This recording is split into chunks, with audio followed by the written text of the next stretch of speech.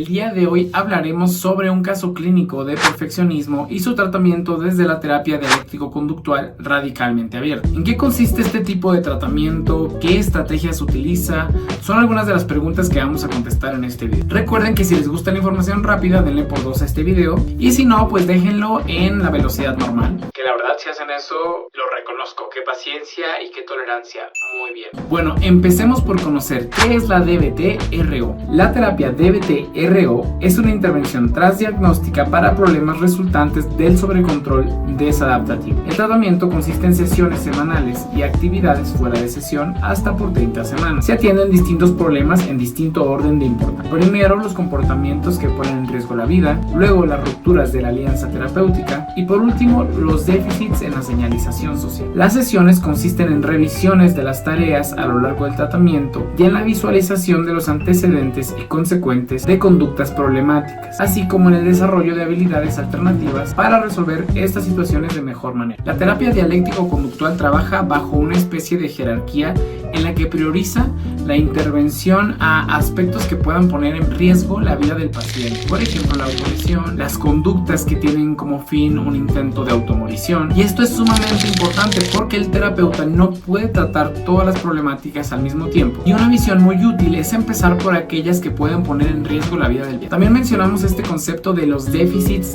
en la señalización social. ¿Qué serán estos? Bueno, son algunas pequeñas conductas que puede mantener el paciente que lo alejan de su grupo de pertenencia, de mantener interacciones sociales sanas. Por ejemplo, ser muy rígido en su manera de comportarse, intentar reparar errores aunque no sepa del todo que realmente los existen, sobre disculparse con las otras personas en anticipación, algo que desde otro punto de vista pues sería nombrado conductas de evitación, que normalmente son conductas que intentan reducir la posibilidad de que alguien les juzgue o les rechace. Estas conductas están aprendidas en la historia de aprendizaje de las personas. También vale la pena hablar de por qué es importante tratar el perfeccionismo clínico como eje central de una intervención. El perfeccionismo existe en un continuo y los altos niveles se relacionan con un gran nivel de disturbio emocional que incluye ansiedad, depresión y trastornos alimenticios. El perfeccionismo también es un rasgo central de diversos trastornos de la personalidad. Este contribuye en el desarrollo y mantenimiento de diversos problemas, haciendo que su intervención sea un objetivo terapéutico útil. Identificar y tratar procesos transdiagnósticos en una intervención es muy útil cuando el paciente presenta distintas problemáticas, pues esto supone una intervención más económica y también más efectiva, pues trata las variables centrales de distintas condiciones. Esto quiere decir que si encontramos que, por ejemplo, el paciente realiza conducta de restricción alimenticia muy severa o conductas purgativas, o también tiende a tener dificultades en la interacción social y intentar evitar mostrarse como vulnerable o evitar mostrar que comete errores, quizás si pensamos en estas ambas cosas, podemos determinar que un eje central es el temor a cometer errores sobre distintas cosas, lo cual muy probablemente esté sostenido en el temor a la evaluación negativa ajena. Sin embargo, es mucho más central, por ejemplo, dirigirse hacia el perfeccionismo y tratar cada problema como si fuera algo diferente o individual. Son más bien como distintas ramas que pueden tener un mismo corazón o núcleo. Por eso que los tratamientos que se dirigen al núcleo podrían ser más económicos, más efectivos e incluso más rápidos. Pero bueno, vamos a ver el caso clínico de hoy. Vamos a ver qué problemáticas presentaba Jake. Jake se presentó al psicólogo por referencia de un amigo, ya que sabía que ese psicólogo tenía expertise en el tratamiento de anorexia nerviosa. En este caso, Jake presentaba anorexia de tipo purgativo. Jake tenía 40 años y había experimentado alrededor de una década de problemas de la conducta alimentaria, así como depresión y ansiedad. Jake también presentaba perfeccionismo desde toda su vida, lo cual no es poco usual para personas con anorexia nerviosa. También experimentó 2 años de agorafobia, lo que aumentó su soledad. Como podemos ver desde la presentación del caso de Jake, hablamos de distintos problemas: depresión, ansiedad, anorexia nerviosa de tipo purgativo. Quizás si pensáramos que hay que hacer una intervención diferente para cada cosa, la intervención sería muy larga y probablemente muy desorganizada. Algunas intervenciones, como la terapia dialéctico-conductual y las terapias conductuales, buscan ir al problema central que puede estar presentando el paciente. En este caso, estamos hablando de paciente que se presenta con anorexia nerviosa de tipo purgativo, ansiedad y depresión. No tendría caso ir abordando cada cosa como si fuera una situación individual. Todas deben estar relacionadas de alguna forma y es lo que propone este tipo de intervención. Entonces, es muy importante encontrar cuál es la base de todas estas situaciones emociones y atacarlas mediante una intervención psicológica. Revisemos un poco acerca de la historia de aprendizaje de Jake. Jake fue un hijo único que creció en un ambiente de pobreza que describió como abusivo y solitario. Sus padres tenían momentos esporádicos de estabilidad a pesar de estar inmersos en el uso de sustancias problemáticas. Estos momentos no duraban más de un mes. La mamá de Jake falleció de una sobredosis cuando él tenía 15 años. Parece que su padre murió por la misma razón. Jake era un experto en notar detalles y mantenerse hiperalerta a posibles problemas y mencionó que esto era crucial para sobrevivir con sus padres. También destacó reconocer el componente aprendido de su problema, pues se le remarcaron en su desarrollo puntos como que el autocontrol era imperativo, los errores eran intolerables, siempre hay que estar preparado, así como que ganar era esencial y que estaba muy mal revelar debilidad. Jake reveló que si se mostraba debilidad con alegría o miedo, esto era castigado físicamente. También comentó que frecuentemente se le mencionaba que era muy ruidoso o muy afeminado. También, por otro lado, fue reconocido en la escuela por no ser un problema y por la perfección con la que realizaba sus trabajos. También, de adulto, fue reconocido por mantenerse en maratones a pesar de heridas que tenía,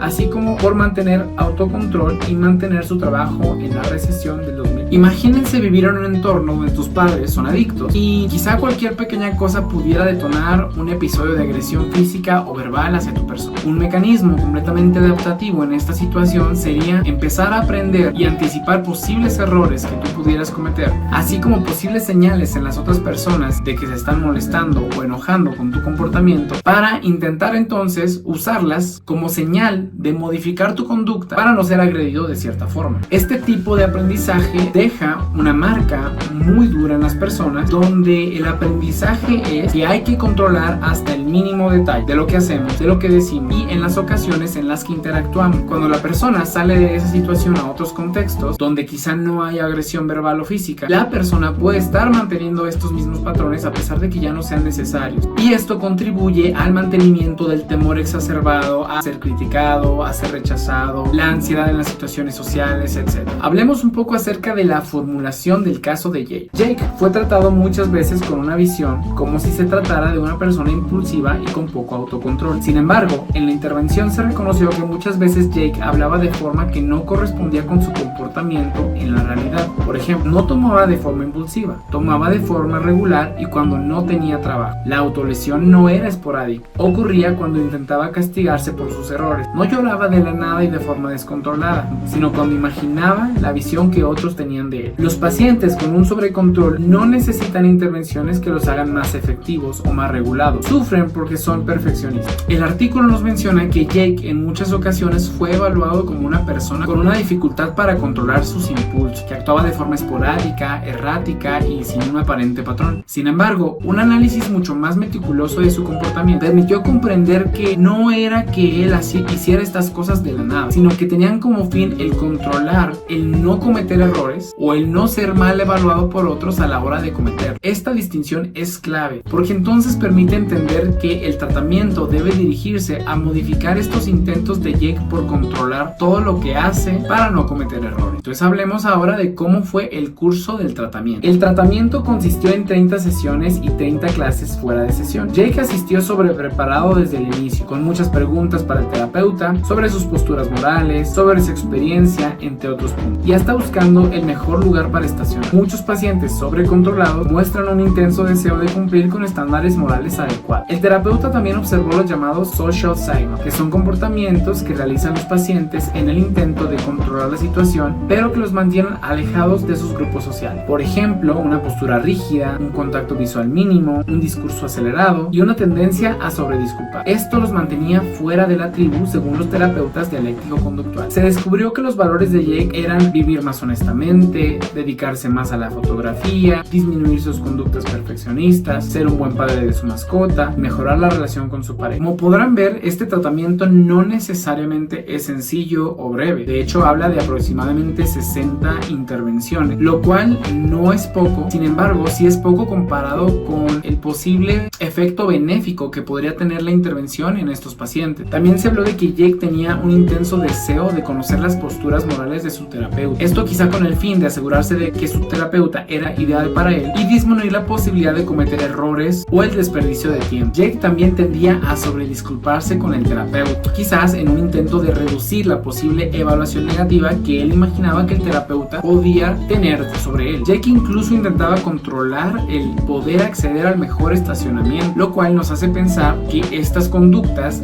de buscar siempre lo mejor en cada situación y evitar el error era algo muy generalizado y común en su vida. Imagínense cuánto tiempo puede perder una persona intentando que cada aspecto de su vida sea perfecto. En el tratamiento se utilizaron algunas estrategias como la siguiente: pregunta, no diga, gravedad compasiva, irreverencia divertida y análisis en cadena y análisis de solución. Vamos a platicar un poquito de qué es la estrategia pregunta, no digas. Una habilidad central de la DBTRO es adoptar una estrategia de preguntar y no decir. Esto quiere decir que se puede facilitar el aprendizaje preguntando al paciente en lugar de dando comentarios directos. De esta forma, el terapeuta realiza preguntas que es poco probable que generen malestar en el paciente, que pueden estar muy sensible a la amenaza porque temen ser criticados o fácilmente se puedan sentir criticados. Por ejemplo, paciente, arruiné toda mi tarea esta semana. El psicólogo podría decir, ¿es posible que estas verbalizaciones sean una de esas conductas perfeccionistas?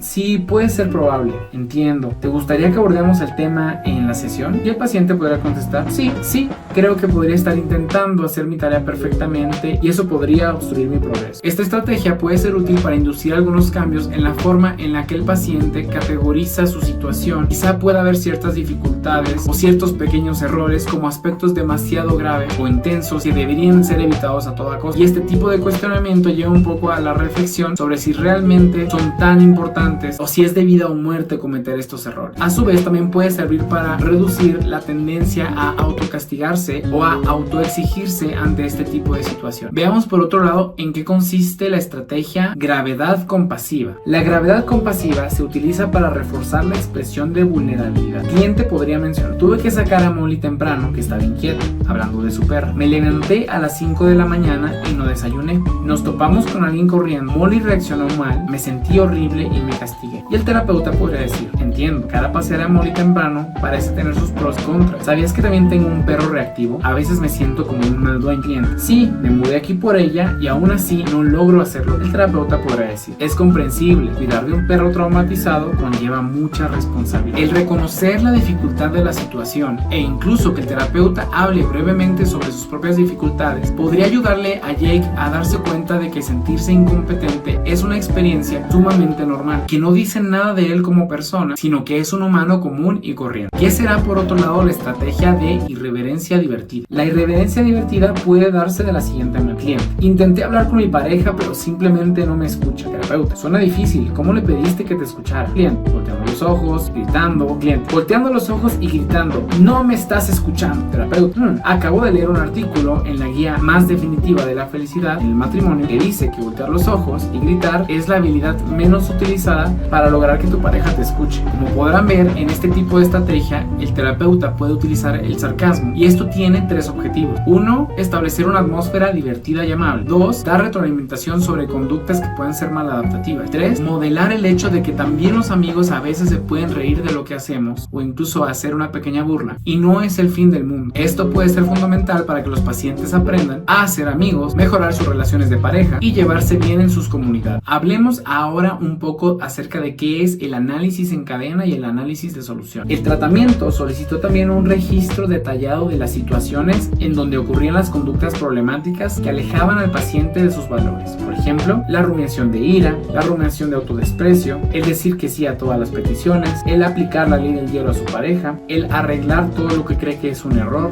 el no hacer contacto visual, el sonreír falsamente, el sobredisculparse, el hablar apresuradamente. En estas fases del tratamiento se debe llevar al paciente a comprender qué detona algunas de estas conductas, qué beneficios pueden traer a corto plazo, pero qué aspectos negativos podrían traer después, así como propiciar conductas alternativas ante situaciones similares. Por ejemplo, si corregir el trabajo de sus compañeros pudiera traer alivio a corto plazo, el análisis en cadena podría hacerle ver que a largo plazo también trae mucho cansancio y mucha fatiga. O también podría hacerle ver que pasar tiempo intentando reparar un error en la casa podría traer un alivio a corto plazo, pero alejarle de convivir con su pareja más tiempo. En estos dos ejemplos, el sobrecontrol, aleja a la persona de los valores que realmente le importan, como sentirse conectado en su pareja o mantener un bienestar en el trabajo. Ahora hablemos brevemente acerca de las conclusiones de la intervención que se realizó. El artículo menciona que el tratamiento devolvió a Jake a su tribu. Jake aprendió a relacionarse mejor con sus propios errores y con su comunidad, especialmente en un grupo de arte comunitario al que pertenece. El artículo destaca que el perfeccionismo es una conducta reforzada socialmente